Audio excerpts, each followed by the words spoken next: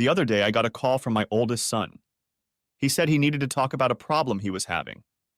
He has been married just under 3 years and is afraid that his wife is fooling around. Since I have experience with this kind of thing, he is confident that I can help him. I think I can.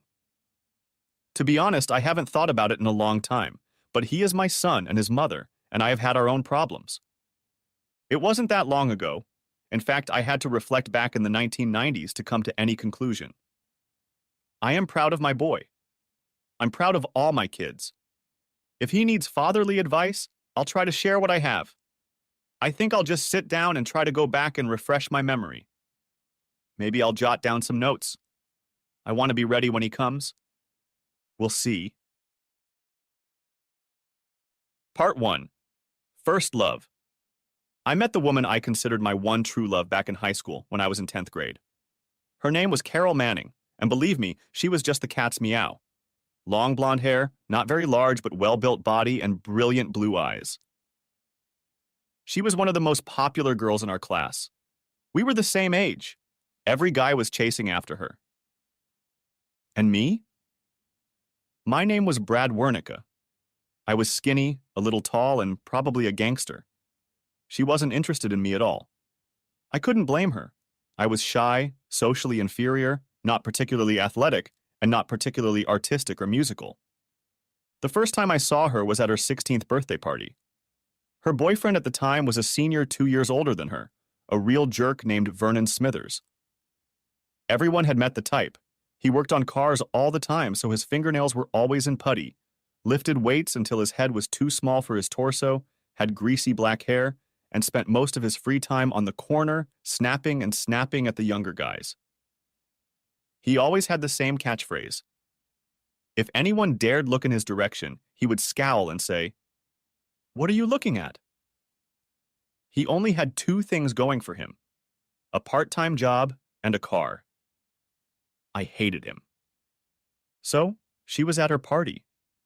I swear she looked like a goddess. She saw me. I was way across the room. I wasn't even invited. I came with another guy who knew her. She didn't know me from Adam, but she looked right at me, smiled, and slipped through the crowd, stood right in front of me, then leaned forward and kissed me. Then, without saying a word, she made an 80 turn and walked back to her boyfriend. I saw him. If he had a gun, I'd be dead. Oh yes, I had an enemy, but I didn't care. I was desperately and hopelessly in love. She must have known it too, because she tilted her head slightly and looked at me before turning back to her boyfriend. She must have said something about me because he glanced in my direction and gave me one of those predatory, "I'm so much better than you" smiles. Carol reminded me of that girl in the movie Footloose. She may not have been in bed yet, but she sure had been kissed a lot. She was way out of my league. I remembered Mrs. Warheim, my English teacher. She was a Dickens fanatic. It was as if Carol was Estella and I was Pip. She was an unapproachable beauty, and I was a dirty boy. It didn't matter. I didn't care. I had to have her. I was willing to do anything, but I had to make her mine. So, one by one, guy by guy, I gradually managed to outrun all my competitors. By the time we got to prom, it was just her and me.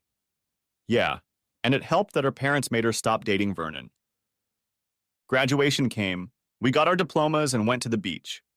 We were old enough and finished what we started together. Talk about the glory days.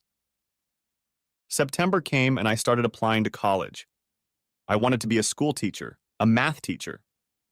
Carol wanted to be a nurse. I went to a community college and she got a room in one of the dorms at one of the large hospitals downtown. Over the next 4 years, we had our ups and downs. Besides classes, I had to work, and Carol lived 20 miles away, so we didn't see each other very often. I think I also got a few doses of maturity from my home life. For one thing, my father collapsed at work one day, a massive brain hemorrhage.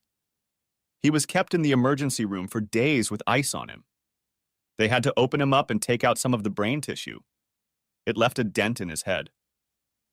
The company he worked for gave him a small severance package and then let him go, leaving us all to fend for ourselves. Dad became crippled and spent the rest of his life sitting in a chair. Sometimes Mom had to help him with meals. He'd get angry and shout a bunch of barely intelligible swear words, or just sit there with tears streaming down his cheeks. He could have sued, but he wasn't litigious. Besides, he was proud, so he never sought any kind of government assistance. Mom had to go out to work, and I had to help my siblings. I had and still have a younger brother and a younger sister. Without my dad's strong hand, my younger brother Todd fell on hard times. He was skipping school and his grades went down the toilet. Mom had to go to the police station one day to get him out of there. The younger sister, her name was Susan, was a real heartache for several years. I guess she was a lot like Carol. Susan was too pretty and popular too soon, and that attracted all the wrong guys. Mom and I had a hard time keeping her afloat. A couple times I had to secretly follow her in the car to keep her away from one guy who was too old for her. Todd and I caught up with him one night, had a long talk, and the guy agreed to stay away. And that was a good thing because Todd loved to fight. Poor Dad just watched helplessly.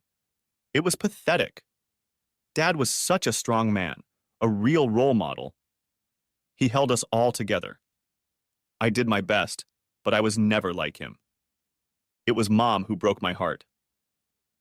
Dad was already sitting in his chair, and Mom still had her own needs. There was a small tavern a couple blocks from our house, and Mom started sneaking there to get laid every now and then. Sometimes she would get home late from work and tell us it was because of mandatory overtime. Other times, she would come home at the usual time, clean herself up, put on something nice, slip out the back door and disappear for 2 or 3 hours. My father knew, but never said anything. He was a proud man, and I knew what she did hurt him.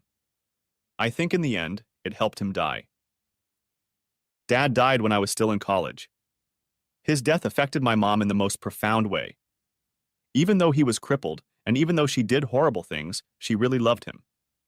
After he died, she cried all the time, did nothing but work, stopped eating, lost interest in everything, and just hung around the house. I think the guilt and loss almost killed her. It's true. You don't know what you have until you lose it. Back to Carol and me. We broke up a few times, but after what was usually a short break, we managed to get things back on track. I never gave it much thought at the time, but now, looking back, I realize that our separations were probably times when she thought she had found someone else to play with. I never did anything like that. She was all I ever wanted, but I had my suspicions about her. I mean, I cared. I was just lying, and it bothered me. I was being faithful. I wanted her to stay faithful, but we weren't married. We didn't get engaged until the spring of my senior year, and I couldn't prove anything anyway. About proof. I guess I went a little overboard once. I didn't own her, I couldn't force her to be faithful, but one day during my junior year, my suspicions took over. We were long distance, and I was sure she was up to something. I kept calling, trying to talk to her, trying to make up, but all my calls were intercepted by her friends from nursing school. They would yell at me and lecture me about how unfair I was being, and that even though Carol really loved me, she needed to be apart sometimes. They told me she was there in the dorm, but she was so sad and miserable that all she did was cry and confess to them how rude I was to her. I was never rude to her. I meant it. I was always a little insecure when it came to Carol. It's hard to be a mortal in love with a goddess. I started going into town to see what was going on, if anything. I didn't get anywhere. Carol had a car, but she kept it in one of those big, private garages. The only way to find out that her car was gone was to park the car and walk through all the levels. The only thing I could do was sit in the car outside the hospital or drive around it to see if I could catch her. The only thing I was able to do was drive myself crazy. But I loved her so much. It was awful. My dad would sit in a chair at home and watch my mom go in and out, and I would drive around and know nothing. Sometimes I wondered who had it worse. I think it was Dad. Eventually, I graduated and got a job as a high school math teacher, and Carol got a job at a pediatric clinic near where we grew up. We got married, had a beautiful wedding, and finally hit the road. A few months passed and Carol became pregnant. Our first child was a boy, and we named him after me. A couple years after that came a girl. We named her Bridget after Carol's mom. With 2 children in the family, Carol decided that instead of having her tubes tied, she would take the pill. I, not wanting to be impregnated, agreed. It didn't occur to me at the time that her decision not to get her tubes tied might someday lead to trouble. Life went on, and that was a good thing. We bought a small starter home in a quiet old neighborhood. Since we had her mom, Carol never took time off from work because of pregnancy or childcare. Carol stayed at the clinic and took over supervision while I got several promotions, eventually becoming principal and moving to a new large middle school. Throughout this time, we were always close. I mean, no extended meetings or workshops out of state.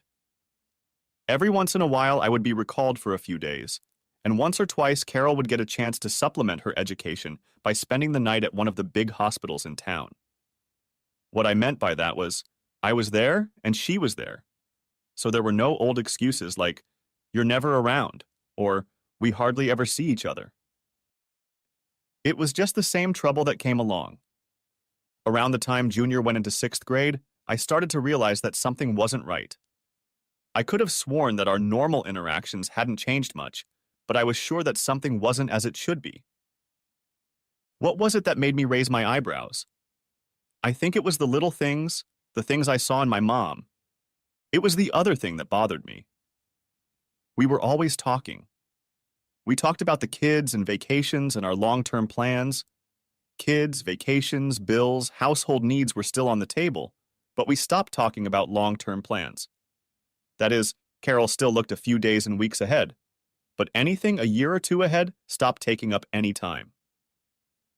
It probably sounds silly, but we've had our share of camping trips. We went from tent to cot and explored trailers for a while. Carol talked about saving vacation and work time for a long drive across the country. She seemed excited for a while, but then it stopped. I was still talking about things like the Grand Canyon and Monument Valley, but she stopped participating. I'd mention something, ask her a couple questions, and she'd sort of stutter and dodge the answer. She would nod nervously, agree, and then answer something like, "Yeah, but the thing is," or, "Sure, yeah, but it's not a good time." When she spoke like that, I noticed that she never looked at me. She wasn't looking ahead like I was. Perhaps she had other plans. This was before the widespread availability of affordable cell phones, GPS units, and laptops, and the internet was in its infancy, so modern concepts of electronic surveillance were still just looming on the horizon, at least in my mind. There were no private investigators either. First, the idea of spying on my wife was anathema to me, and second, Carol handled the money. Doesn't that worry you? It should. Carol handled the money. We had a checking account, but I never used it. We had one credit card that we both used, and besides, most things were still done in cash. I used the card to pay for gas and trips to the lumber mill, but groceries and other items were paid for with green paper. Carol did the shopping, bought the kids' clothes, and paid the bills. From time to time, I would ask, "Are we all right?" And Carol always answered, "We're fine." It wasn't the money, not in the beginning. That was the real wake-up call. I was the school principal, and that meant things like PTA and sports. Fall meant soccer on Fridays, soccer and hockey after school. Winter meant basketball and volleyball, and spring meant baseball, lacrosse, and track and field. Of course, I couldn't get to every game, but I was expected to attend most of them, and that left Carol home alone with the kids from time to time. I had to rethink that a bit. There were a few occasions when I had to be absent, and so did Carol.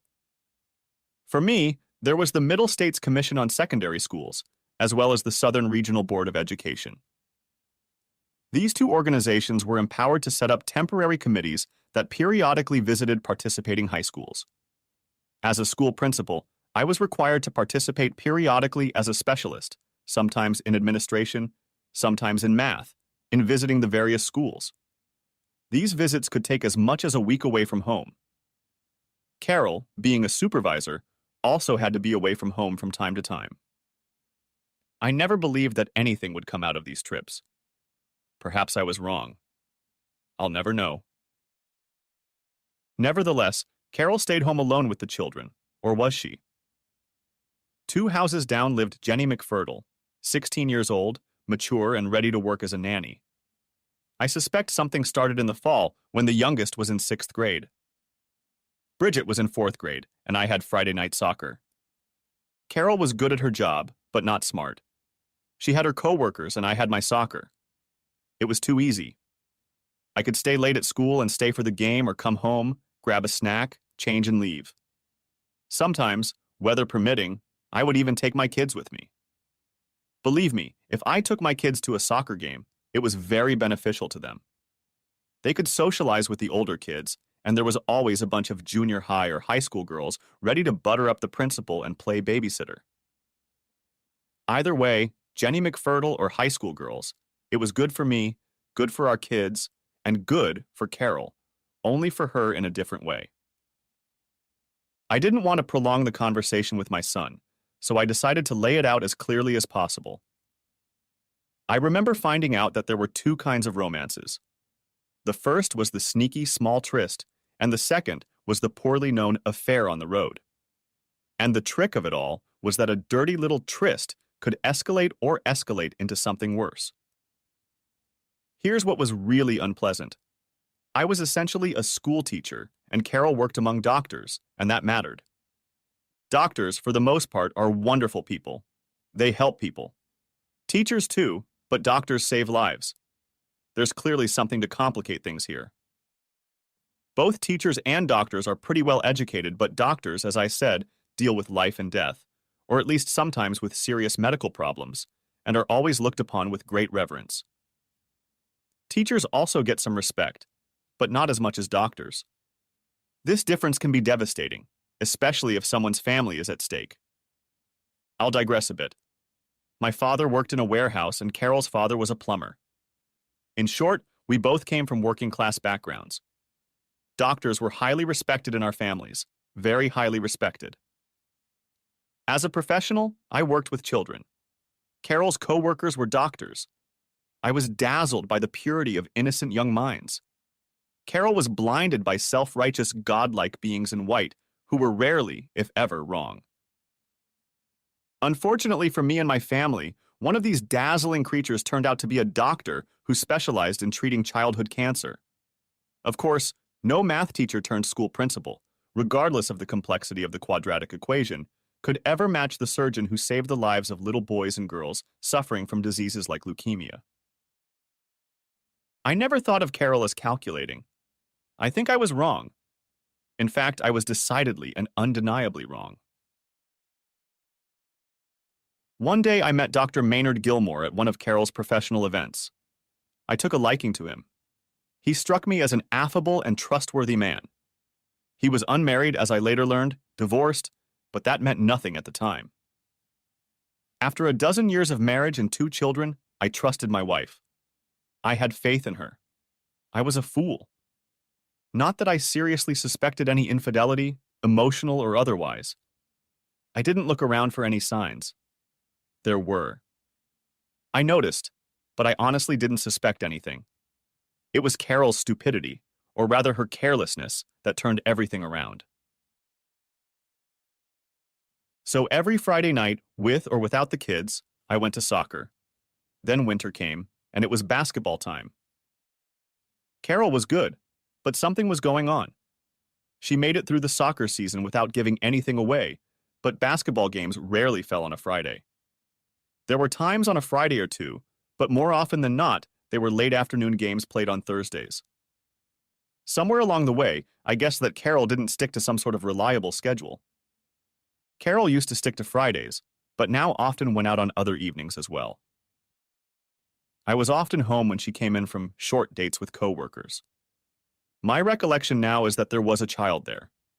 A high school student who needed to retake a health class, and his retake was scheduled for 2 days a week, Mondays and Wednesdays.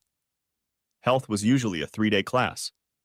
The kid decided he could skip Monday, and the teacher would decide he only needed 1 hour. The kid started skipping Mondays. Then he got careless and started showing up on Mondays and skipping Wednesdays. The teacher suspected something was wrong checked his records for September, and the kid got reprimanded for it. He paid with detention and 3 days of health for the rest of the year. Believe me, the night it all finally came out on her, it wasn't the smell of alcohol on her breath, the indifference to our long-term plans, the blind rush to get past the kids and me. When she came home after that night out with friends, it was her outfit. Carol was always something of a clothes horse. She always had to have the latest styles, the prettiest blouses, the prettiest dresses. Her hair always had to be put up in a special style, her nails had to be painted, and her makeup had to look special. So why did she come home that night looking so campy? Why was her makeup so sloppy? Why was her hair so disheveled? And what were those stains on her skirt and blouse? The first time or two, I didn't pay attention. To be honest, at first I didn't notice or pretended not to notice, but pretty soon I had the right signals. Finally, I asked her, "Carol, what happens to you on those nights when you come home late?" She looked at me kind of dumbfounded. I realized she was drunk. She said, "What do you mean?" I said, "Look at yourself. What have you been doing? Where have you been? You look like you've been in a mud wrestling contest." She replied, "Just out with friends." Annoyed, impatient, I asked, "Really? With who?" She told me. She mentioned several names, including a couple of doctors, one of whom was Maynard Gilmore. I asked her, "Excuse me, Carol, but you don't look well. What's wrong?" As I said, she was quite drunk, not falling over, but definitely not herself. Everyone knows that alcohol affects a person's self-control. They become more relaxed, less restrained. She was out of line. She was standing there in our living room. The kids had already gone to bed, and she said, "For heaven's sake, Brad, you know. I know you know." I replied, "No, Carol, I don't know." And frankly, I didn't know. And then she dropped the bomb. "Me and Dr. Gilmore, you know?" That's when I realized.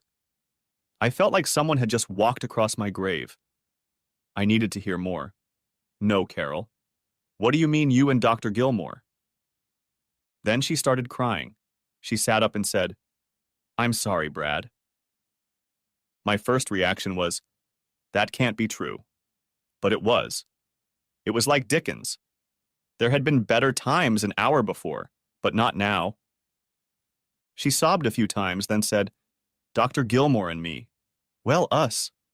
Brad, I'm so sorry. We love each other." My world had just come to an end.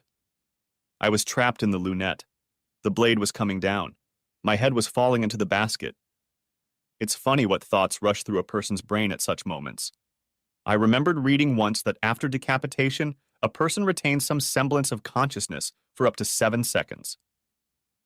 Come to think of it, those were my 7 seconds. Imagine 7 seconds from life to something else.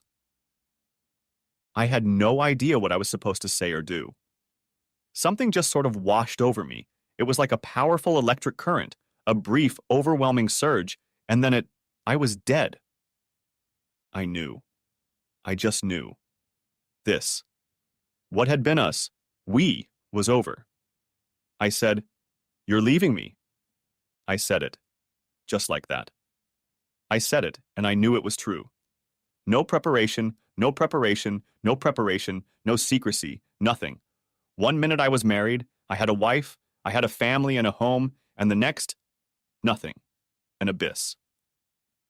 Looking back, I realize it was much worse than that. That night I was in a complete state of distress. I remember not crying, not begging, not pleading, not asking, but I remember how I felt, and it was bad, horrible, but not as bad as it could have been. Carol was sitting there, hair a mess, blouse wrinkled, mouth smelling awful, and she said, "Yes, Brad, I guess it is." I remembered that she was trying to portray a "let's have some sympathy" attitude.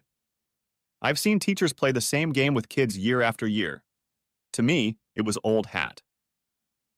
She sat for a while, recovered a bit, but given that she was still stoned. She said, "Brad, I love you. I've always loved you. I'm just not in love with you anymore." That hit me. What an old joke. Me, our marriage, it had become a cliché. I went from being stunned to thoroughly pissed off. No, it wasn't anger. It was rage. It was blind rage. It was time to strike back. I remember looking around the room and the first thing I saw was her locker. Well, it had to be cleaned. Standing up and heading for her precious collection of heirlooms, I yelled, "You goddamn bitch!" I got to the closet a little before she did. She knew what I was up to. She was only 1 microsecond late. I grabbed one of the side flaps and yanked as hard as I could. It was a fragile antique, an heirloom. The damned door came right off. My hands found themselves inside, grabbing for her precious moments, Waterford candlesticks, Swarovski vase, my grandmother's old trinkets. They all went flying everywhere. I broke every damn thing I could reach, and I did it with malice, with deep anger. Carol was screaming and crying, begging me to stop, but I was just getting started. It only took a few seconds to destroy the wild card. Then I moved on to the TV, the stereo, and the paintings. I smashed everything. I nabbed the wall cabinet in the dining room, the good china, the husband and wife dolls under a plastic dome, the special gifts, the crystal wine glasses. I charged in. She followed me. I pushed her away and ruined everything. On the wall, I saw a picture. Everyone has a picture like that, a happy bride and groom in their wedding attire. It was in my lap. I ripped the picture out and tore it to shreds. I threw it around like it was confetti. I shouted, "Yay, it's over!" And then I went to the kitchen, to the damn knickknacks she had scattered all over the damn kitchen, her little baby things. I wasn't angry anymore. I didn't feel anything. I didn't care. Everything had to go. I picked up one kitchen chair after another and smashed them against everything I could reach. I reached down to the floor, pulled out the everyday china, and started tossing it in all directions. I broke off the gooseneck faucet. She followed me, crying, begging. She didn't understand. Every little thing, every piece of furniture, every plate, every glass, were they hers? I opened the refrigerator and everything inside was soon outside.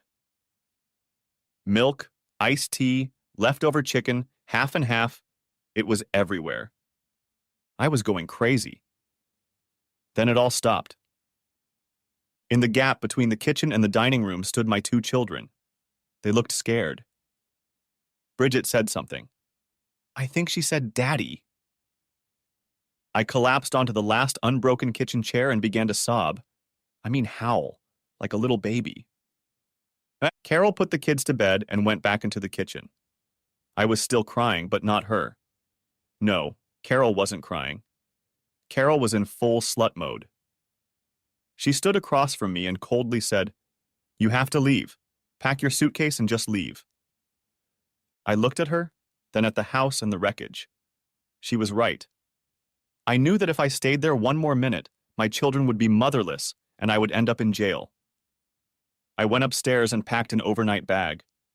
It surprised me how much control I had. All the disbelief, the denial, the tragedy just disappeared. I just needed to get away. I moved, first to a motel room, then to a small apartment near our house. I was sad, of course. I was desperately unhappy. But I was a man. I could handle it.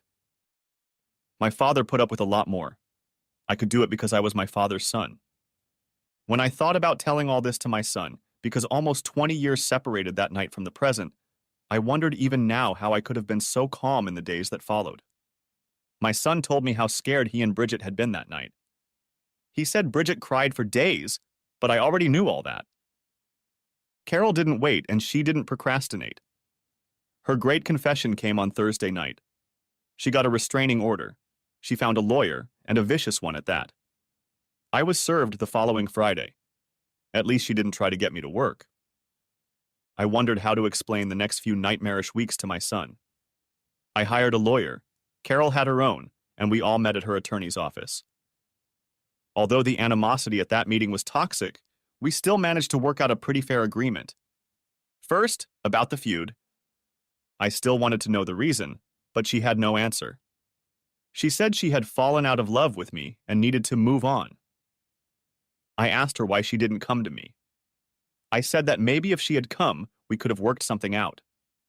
I said that she was the only woman in my life, and I couldn't imagine myself with another. And that's when she got me.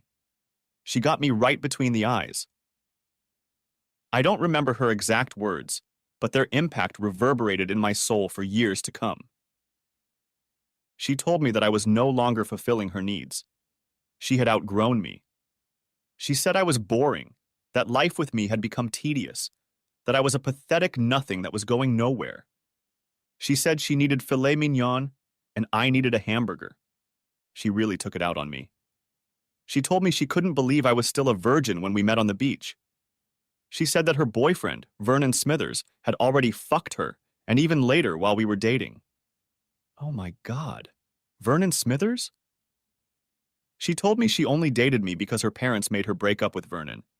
She said she kind of liked me, but never really loved me, that I was just someone her parents thought was suitable. She said that I was comfortable with me, but never passionate, not for her. It was painful, very painful. It was like Carol was reading my mind. She just sat there and smirked.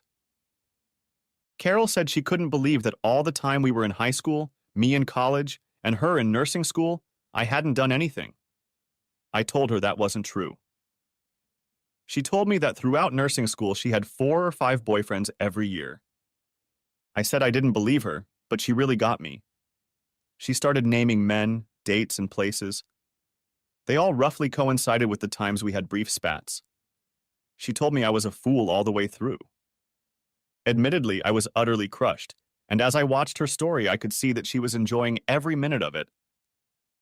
I supposed the revelation of the kind of person she was far worse for me than the breakup and divorce itself. Yet I sensed that something else was going on with Carol that day at the lawyer's office.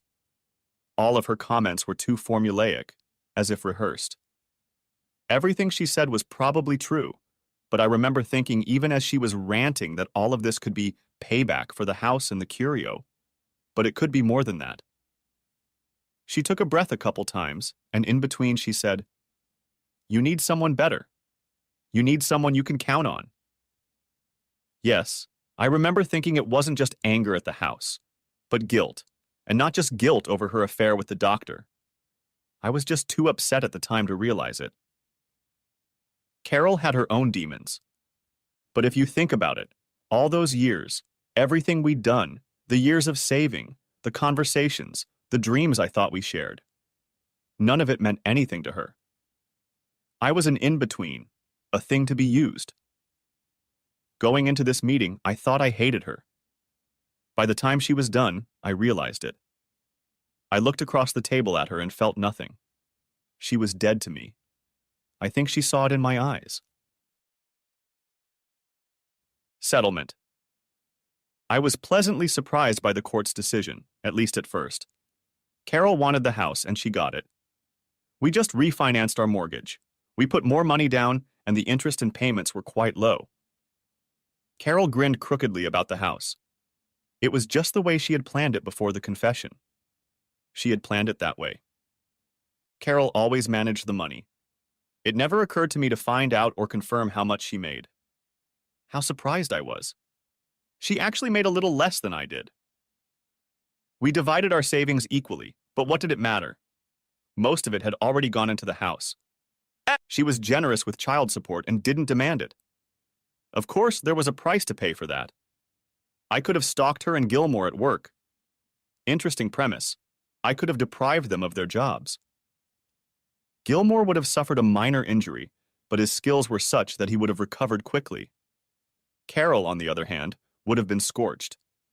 But if she burned out, I would be burned out too. I decided to let her keep her job. Let her keep her new lover. I just wanted out. She was good with the kids. With them, she could hurt me. With my destruction of the house and the fact that I pushed her, she had everything she needed to destroy me. She had proof. I knew it. She had mailed me pictures of what I had done. Yes, when it came to the kids, there was a bit of the old Carol in them, the Carol I loved. I got every other weekend and one school night a week. She promised not to create obstacles. I supposed it wouldn't be easy at first because I'd need a decent place to live, but I figured I'd figure that out eventually. There was one more hurdle, and it was a big one. I'd practically ransacked the house. Carol demanded reimbursement for all her personal losses. I agreed, and the amount was substantial. I agreed to this because the physical damage was my fault. Finally, she agreed to split the legal fees. With the exception of personal property and our cars, all other property, whatever it was divided equally. Our denouement. I remembered reaching across the table to Carol at the end of the meeting. She jerked her hands away.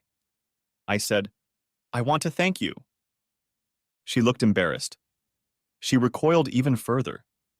She looked at me perplexed, as if she had forgotten something, as if there was an asset somewhere that she had missed. She asked, "Why?" Then I said, "Carol, maybe our marriage was a sham, and maybe everything I thought we built is just ashes in the wind, but I still want to thank you." She looked surprised. I continued, "I want to thank you for the 20 happiest years of my life. I want to thank you for all the dreams I thought we once shared. I want to thank you for our 2 wonderful children." I stopped and took a sip of water. I wasn't thinking about the kids and how they would always connect us. No, I was thinking about the fact that this might be the last time I see her. I concluded, "I know it's over between us. Our life together is dead, but I still have the memories. Carol, I will always remember you. I loved you once, and I will always remember you as that beautiful girl who once made all my dreams come true." She started to cry. I had to get up and walk away. I walked away a broken man. My wife, the woman I loved with all my heart, was not at all the perfect person I had envisioned. All my illusions were shattered. And then it got worse. I was able to see the kids, and she stayed out of it. But she started filling the kids with poison. I was being stupid, out of control. I was tearing the house apart, so it was always there. Carol started turning everything good we ever did into bad. She fed them half-truths and often outright lies. They were young, only 11 and 9 years old, and it was easy for them to believe what she was saying. It didn't take long, and soon they started finding reasons not to see me. It didn't make sense. Carol was still angry, and I couldn't understand why. She'd gotten everything she wanted. Not only had I lost my wife and family, but my children as well.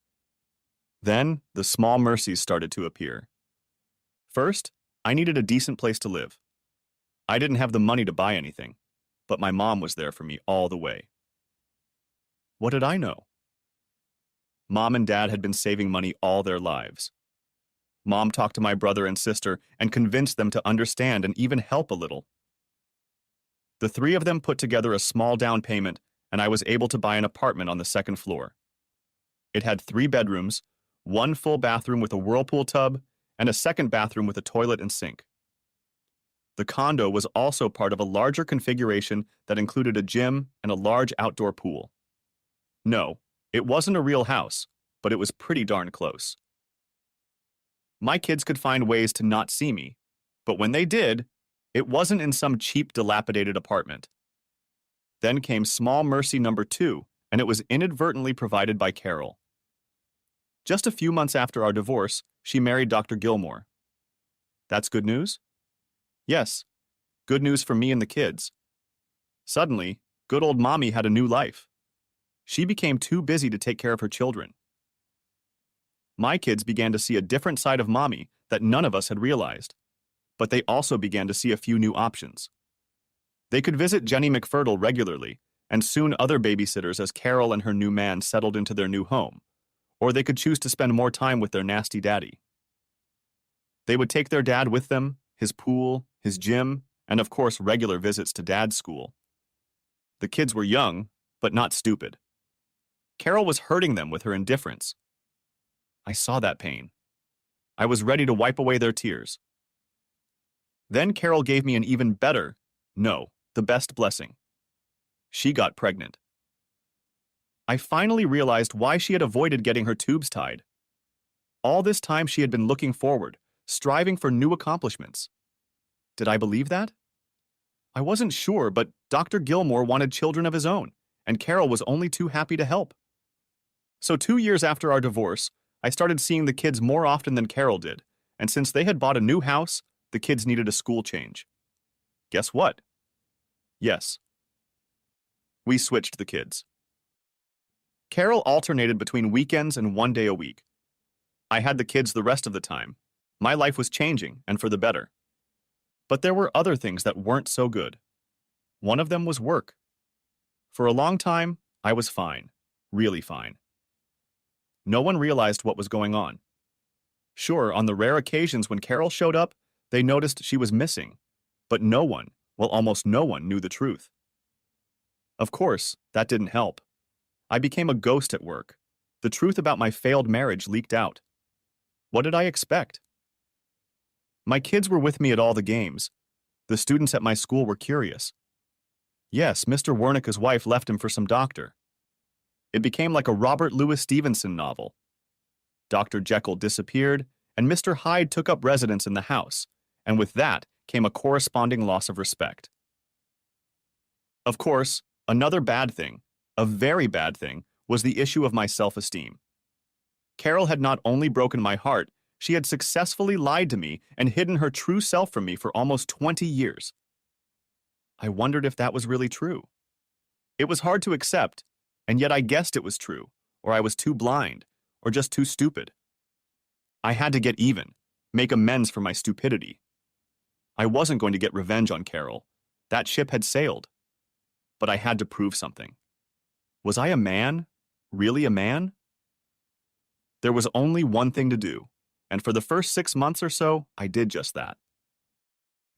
I went to every tavern, every bar, and every night spot in the neighborhood. I found women, met them, entertained them, and dumped them. I hit on every woman I saw. I made an ass out of myself. I had a lot of girlfriends. I didn't fall for anything, but that didn't mean anything. The more I got, the more miserable I got. Of course, I visited many of the night spots that Carol's friends frequented. I never planned it. It just happened. By then, I had remodeled my entire closet and bought a new car. I was constantly going to the gym or the pool. I got fit and gained muscle mass. Sooner or later, it was bound to happen. Several of Carol's nurse friends saw me with a blonde. They saw me doing something I rarely did with Carol, dancing and having fun. Rumors reached Carol. She never called, and I never saw her when I left the house or anything like that. Carol was furious. I wondered, why was she furious? Why did she even bring this up with the kids? What was her problem? Hadn't she won? Didn't she get what she wanted? These were just more questions that had no answers. Part 2. Salvation comes with red hair and freckles. I must have been killing myself, and I know it showed at work. How do I know it manifested at work? I knew because it took another woman to reveal it to me. I have to admit I always noticed Miss Fitzgerald. She had the look. 5 foot tall, dark reddish-brown hair, freckles, skin like buttermilk, green eyes, and she acted like the classic Dorothy from The Wizard of Oz. She certainly looked different than Carol. And I mean, almost everyone liked her, including me. Including the kids at school. Well, the kids didn't just like her, they adored her. They were crazy about her. But not everyone liked her. She had her detractors. Sometimes I wondered if some teacher's dislike of her was due to jealousy. A silly thought. Of course it was. I left her alone. She taught history, in my opinion, one of the most boring subjects in the school program, but she made it interesting. She ran the school store, and after school she ran a music program where she taught the banjo to the worst slackers in the school. I remember my first interaction with Miss Fitzgerald after my divorce. I was sitting at my desk in my office with the door open. I used to do that a lot. People were usually afraid of me, not in the sense that I would hit them, but because I was the principal and could mess up schedules and things like that, not that I really ever did. So Carol left me, and I guess I became something of a pathetic tough guy at work. But I had an excuse. I was in pain. I was sitting at my desk, feeling proud, strong, and admittedly insecure, when a tiny, skinny, flat-chested Sheena Fitzgerald walked past my door. She looked inside and must have seen or sensed something. She stopped, turned, and walked in. Closing the door behind her, she headed for my desk. I didn't realize it yet, but my life was about to change again. Miss Fitzgerald walked in, sat down, and began to speak. "Brad," she said, "I can see that you are troubled. I want to help." What was it? I was her boss, her principal, and she was using my name. I replied, "Miss Fitzgerald," putting emphasis on the miss. "I'm perfectly fine. Is there anything I can help you with?" She smiled at me.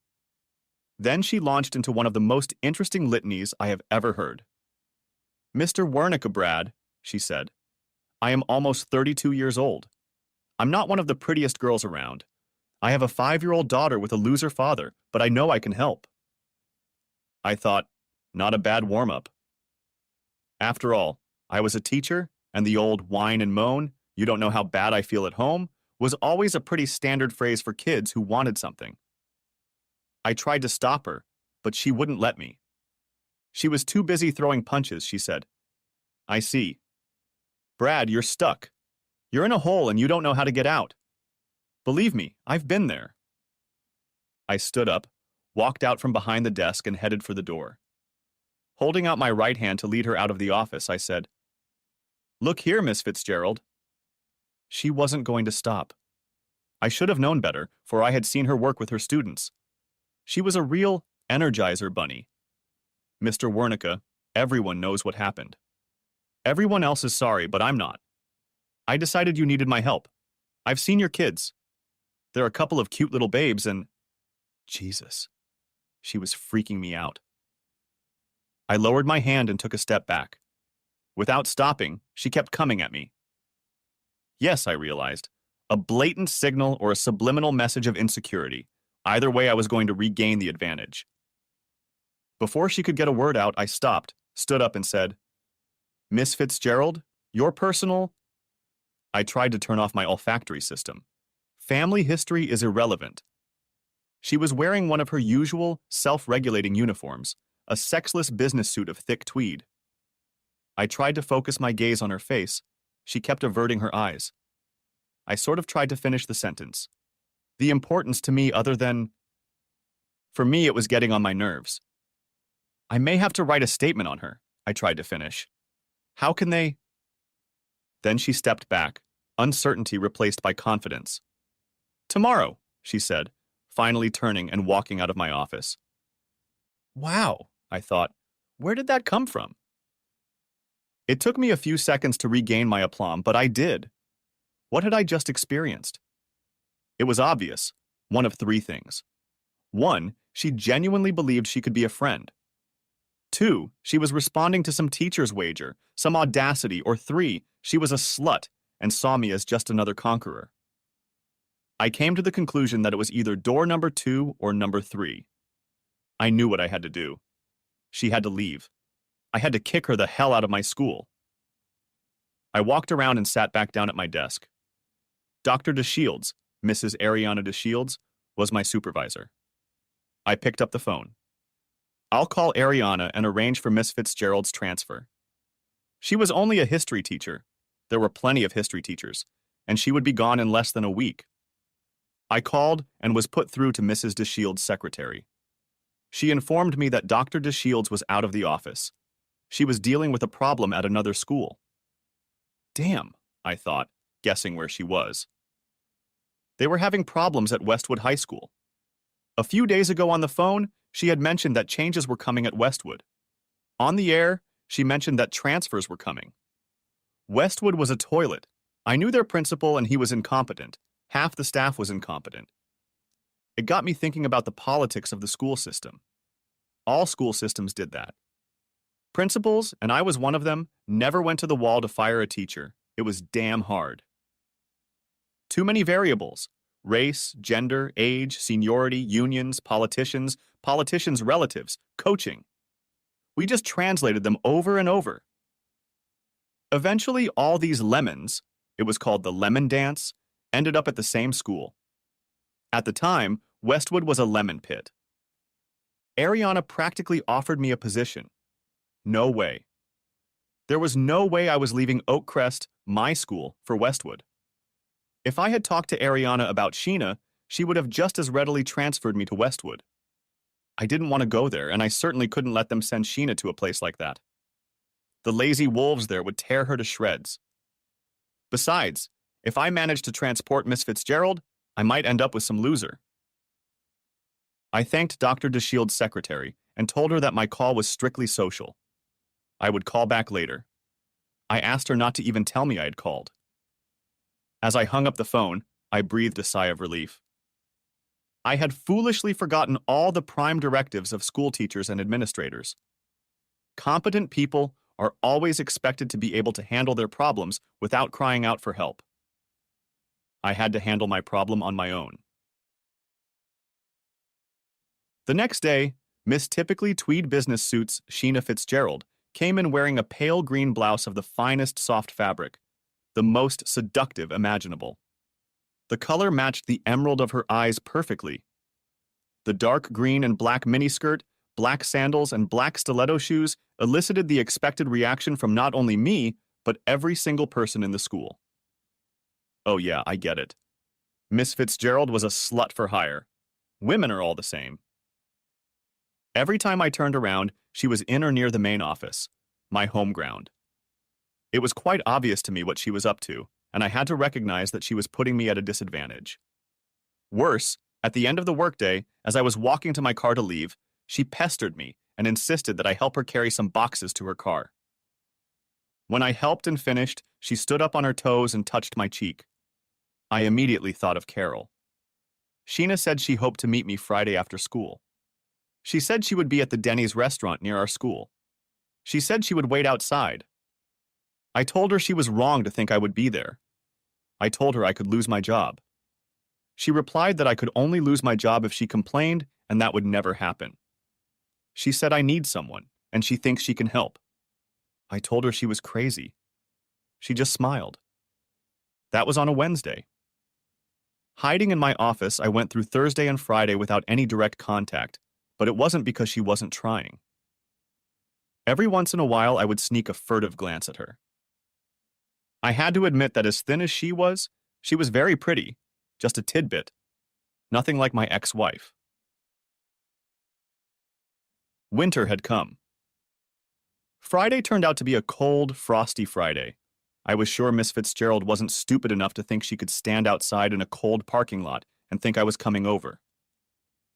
Nevertheless, just out of curiosity, I decided to drive by. She was there. She looked cold. It was ridiculous. I pulled into the parking lot, got out of the car, intending to give her a stiff lecture while I walked her to her car. I got out, walked over, and started to speak. "Miss Fitzgerald?" She smiled, waved, and headed toward me. Stupid me. I had foolishly parked so that my car was on the opposite side of the restaurant entrance. To walk her to her car, we'd have to meet at the damn front door. She walked over to me, took my hand, and started leading me to the door, laughingly saying, "I think you look like a Grand Slam to me." The Grand Slam was my favorite dish on the menu at Denny's. I grumbled, "I can't stay long, maybe just coffee." By then, she had squeezed my hand in the crook of her elbow. "We'll see," she said. School affairs had been going on since the first school opened in colonial Massachusetts, but they were almost always conducted with at least a modicum of discretion. Over the years, I've caught a few of these instances. I remember once going into the book room of the English department to get a copy of the 10th grade course of study. As I entered, I found one of our young female teachers entertaining my English department chair. They looked up, saw me, parted, quietly adjusted their outfits, and disappeared out the door. Nothing was said. I wondered, is this what Sheena wanted? Some tawdry affair? Yes, I guess so. I couldn't imagine anything else. Sheena and I were sitting at a table across from each other at Denny's restaurant. I warned her, "It's only a one-time thing. I only stopped because I couldn't let you stand outside in the cold." Her eyes fluttered open, and I thought, who is she kidding? She replied, "No, you wouldn't have let me because you're a gentleman." She shifted in her seat and continued, "You know, I've been in love with you ever since you came to Oak Crest. My husband left me and our daughter just a few weeks before you arrived. He crushed me in the divorce. I don't mean the money, but the way he treated me, what he said. I saw you with the children. You were so beautiful. You were so happy. I'm sorry, but I can tell you that almost from the day your wife left you.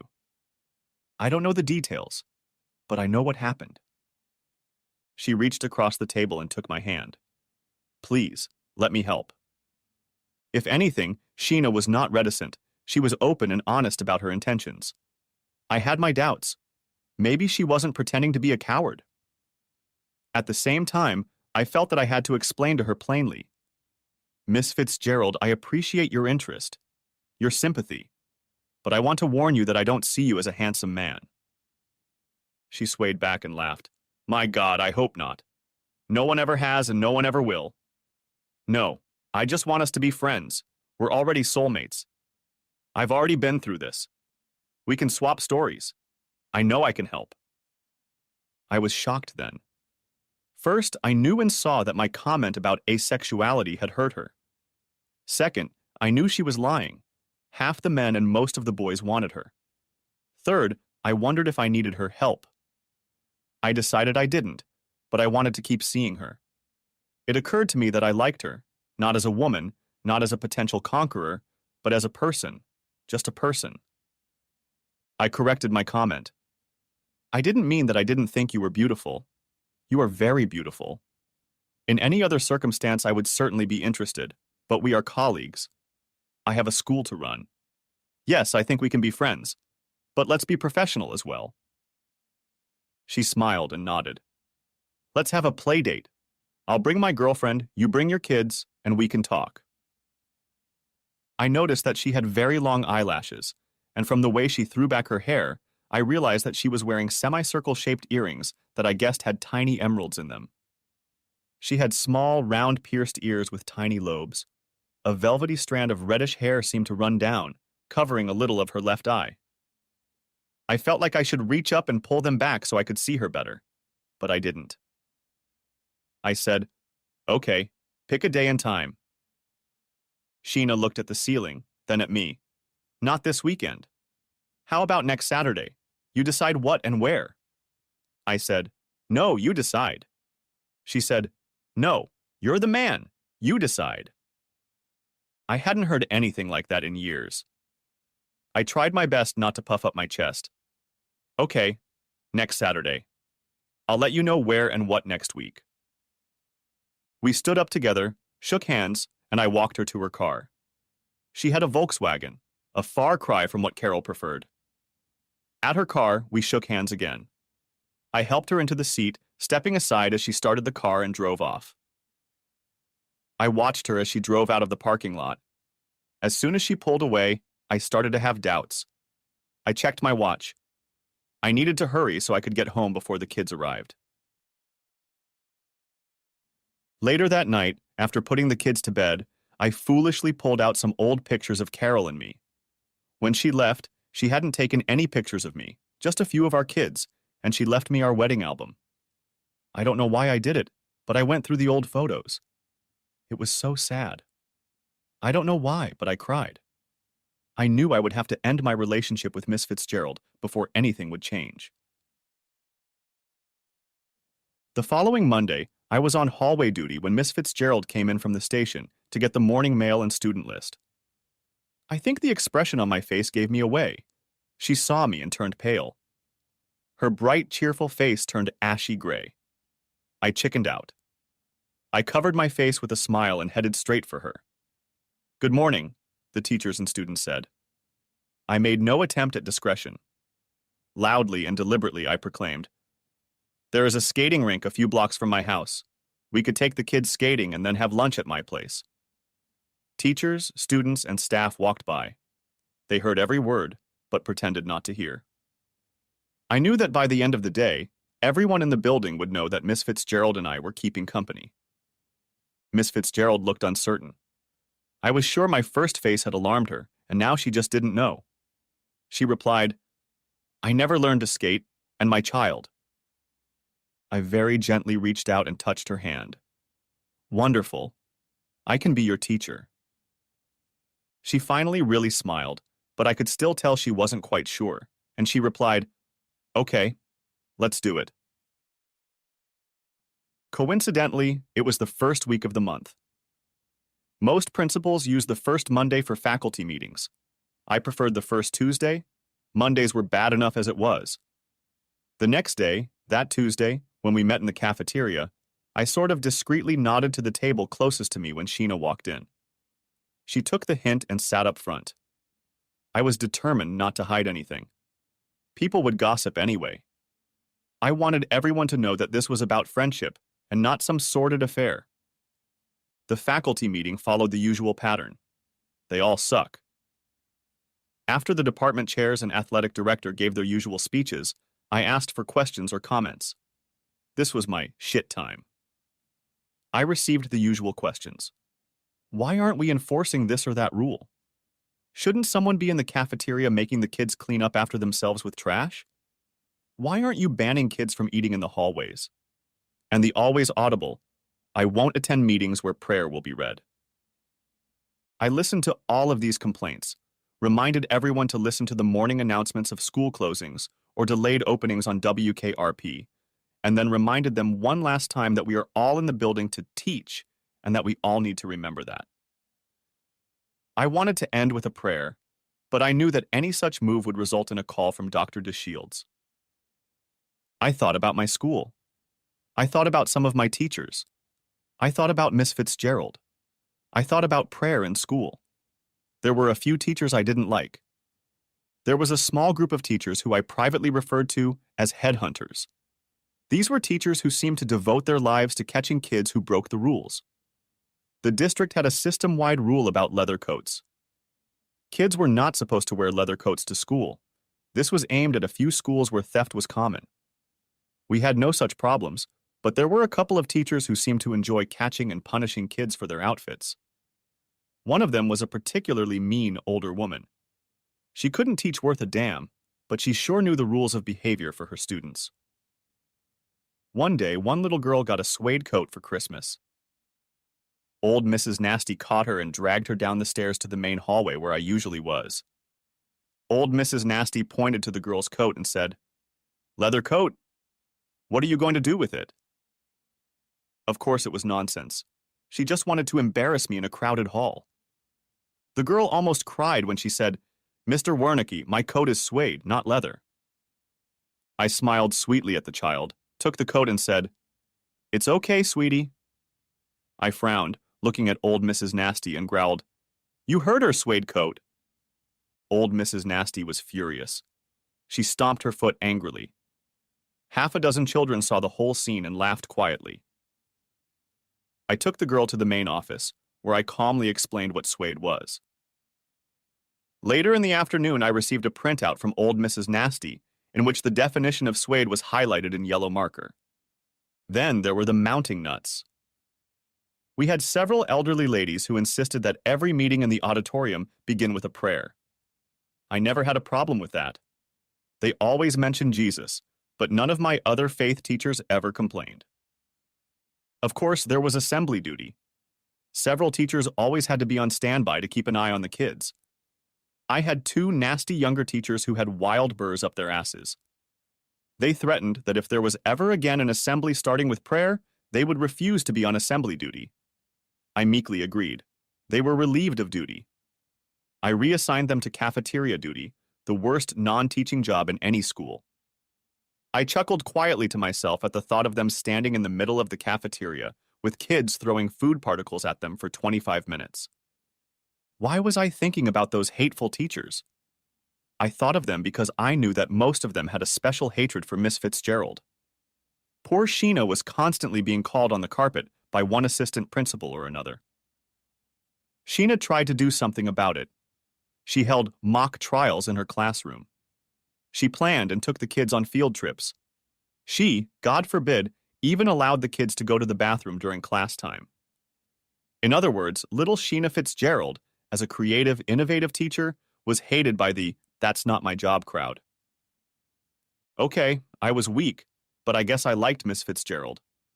If I was careful, if I kept a low profile, no one could complain, and I could make a friend.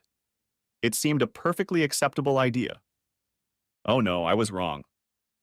After that, it all went downhill from there. We went ice skating. I hadn't skated since my divorce. Bridget had gone skating, but never learned. Brad Jr., however, skated pretty well. We went ice skating. Bridget fell. Sheena fell. Sheena's girl, Laura, fell. I even fell down. It was fun. After riding, we went back to the condo, made homemade pizza, and watched a video. We watched an old Disney thing called Snow White and the Seven Dwarfs. Even Brad Jr. liked it. Like I said, it all went downhill from there. My kids fell in love with it. I still had serious trust issues, but Sheena proved she was the real deal. We started dating in earnest.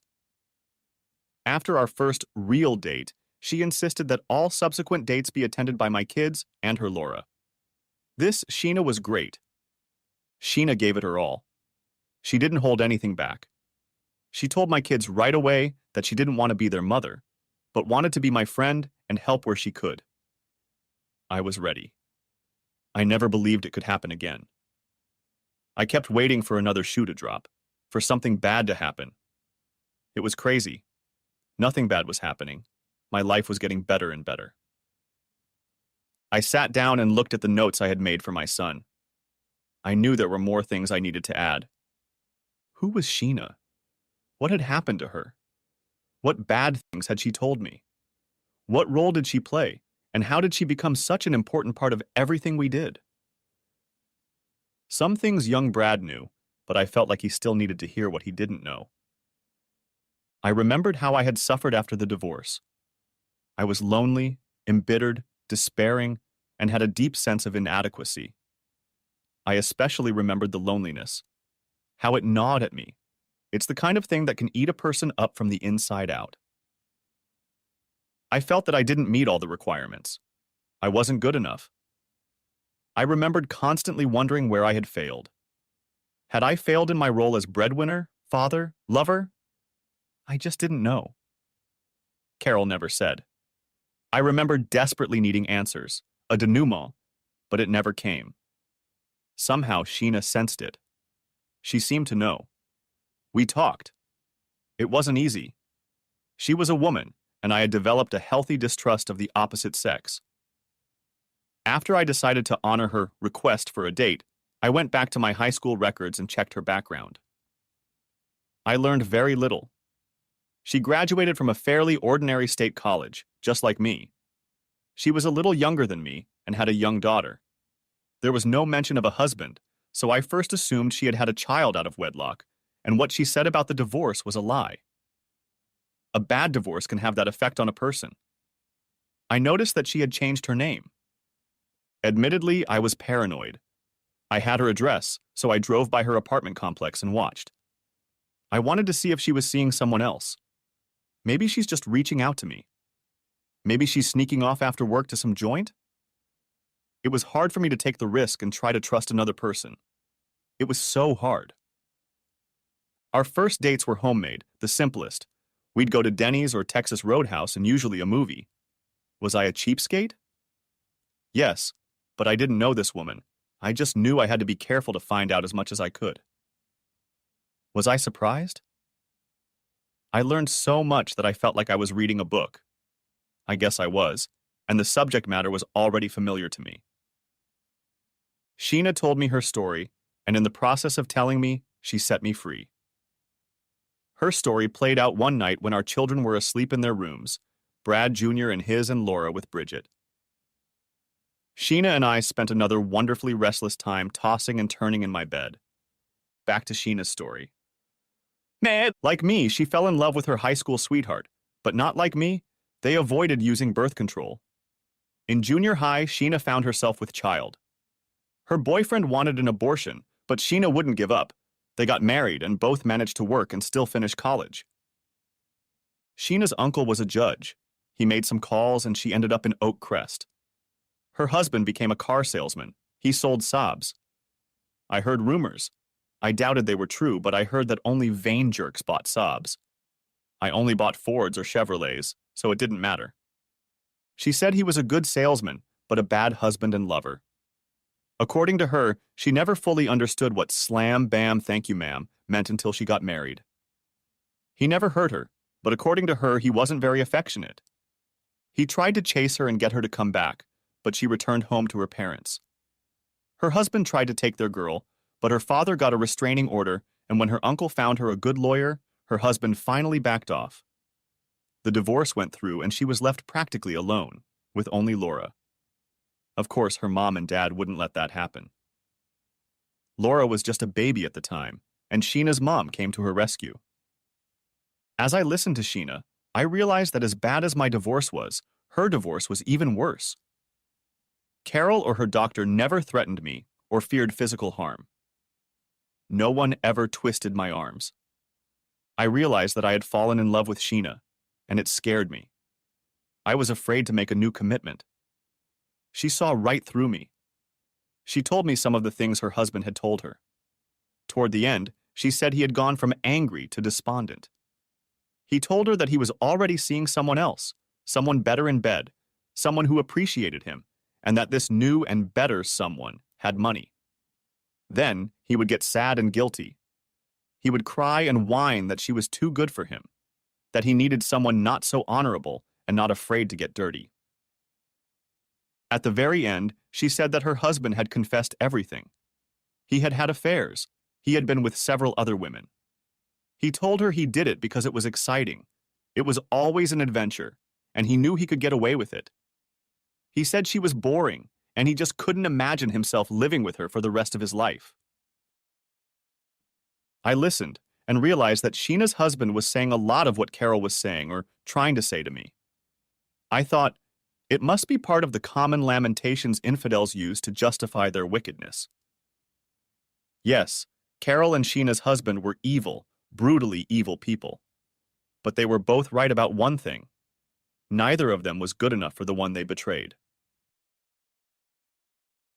As I listened to Sheena's story, I realized why Carol had to divorce me. It wasn't about work or money or power or prestige. It was because Carol always knew I was better. I was better than Carol. She was the one who was inferior. She was the one who failed, not me. I got Sheena to agree to give up her apartment and move her and her daughter into my place. A few weeks later, Sheena and I sat our kids down at the table and had the big talk. They were miles above us. Shortly thereafter, Sheena and I bonded in marriage. In attendance were her parents, my siblings with their children, and a few of our teacher friends. I loved her, truly loved her. I had finally found happiness again. I had found fulfillment. I believed she had too.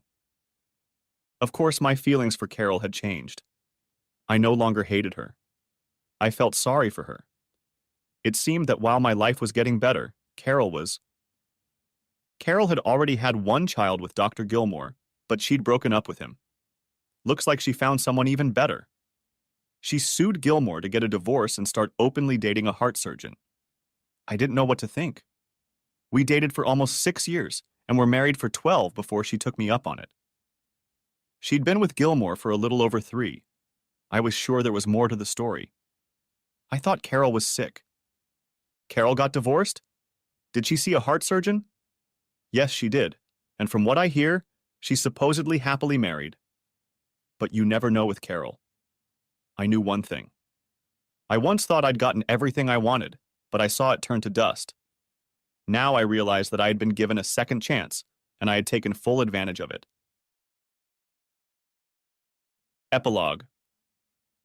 Carol's story is long over for me, but whenever Brad Jr. stopped by our house, he always had something to say about his mom. He was worried about her. He said that every time he stopped by, she would only talk about me, her, and our long-dead marriage. He said she seemed to be dwelling too much on the past. One day she said she was a little sorry she divorced me. I was sorry too, at the time. I even feel sorry for Carol now. I think she's looking for something she'll never find. She came to Brad Jr.'s wedding, but she didn't bring anyone. I thought she had a heart surgeon she could bring. She looked as beautiful as ever. I danced with her once at the reception, and she still felt good in my arms. I still remembered her perfume. We talked and laughed about old things. About halfway through the dance, I noticed that Carol was hugging herself. I was a little embarrassed and felt awkward. I looked over at Sheena. She was smiling. She saw it too. I thought, that's my girl. I was a little surprised. Carol had mentioned Vernon Smithers. I'm not sure, but I think I heard that this guy had his own machine shop. I wondered if maybe Carol's mom and dad shouldn't have separated them. I thought that maybe Carol had found what she was looking for at 16, but was robbed of it. It was sad in a way. Back to the real world. Shortly after Sheena and I got married, we had to buy something bigger than an apartment. Now there are 8 of us, counting Junior and his wife, and of course, Bridget and Laura. Sheena and I have since added 2 more. Sean, who is now 10, and Eileen, who is only 7. Sheena has given up teaching. Lately she's lost a little weight, looking softer, even prettier if that's possible. She says she likes staying home, says she enjoys cooking and taking care of the kids. She still visits Oakcrest often. She teaches banjo playing and tutors SATs part-time. I'm okay with all of that. I will say this, Sheena can have or do whatever she wants, and that's a fact. I see that Brad Jr. just pulled up to the house. He's only been married a couple years. I hope I'm ready for what he wants to hear. I hope things work out with his wife. She's a good girl. If not, we'll be there for him. That's what parents do.